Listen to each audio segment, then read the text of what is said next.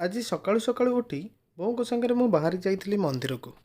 ଏହା ହେଉଛି ମନ୍ଦିର ପାଖରେ ଥିବା ଆମର ମେଳନ ପଡ଼ିଆ। ପ୍ରତିବର୍ଷ ଦୋଳ ପୂର୍ଣ୍ଣମୀରେ ଆମର ଏଠି ମେଳା ପଡ଼େ।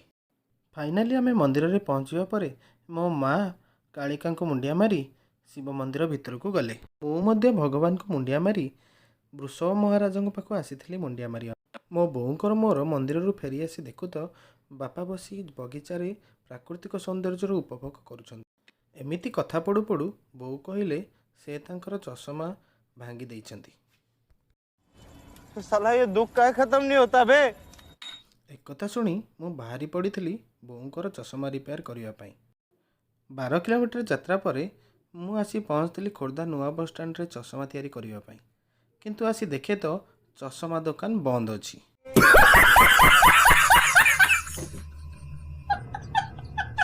ତାପରେ ମୁଁ ଚଷମା ଦୋକାନରେ ଦିଆଯାଇଥିବା ନମ୍ବରରେ ଫୋନ୍ କଲି। ଭାଇ କହିଲେ ମୁଁ ସାଙ୍ଗେ ସାଙ୍ଗେ ଖାଇକିରି ଯାଉଛି। କିଛି ସମୟର ଅପେକ୍ଷା ପରେ ଭାଇ ଆସି ତାଙ୍କ ଦୋକାନ ଖୋଲି ମୋ ଚଷମା ରିପେୟାରିଂରେ ଲାଗି ପଡ଼ିଥିଲେ। ସେ ମୋତେ ଚଷମାର ଫ୍ରେମ୍ ବଦଳାଇବା ପାଇଁ ସଜେଷ୍ଟ କରିଥିଲେ।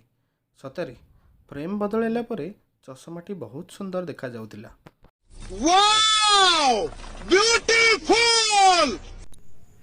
ଚଷମା କେମିତି ଲାଗିଲା? बढ़िया लगे। ଭଲ ହେଇଛି ତ? ଭଲ ଦେଖାଯାଉଛି?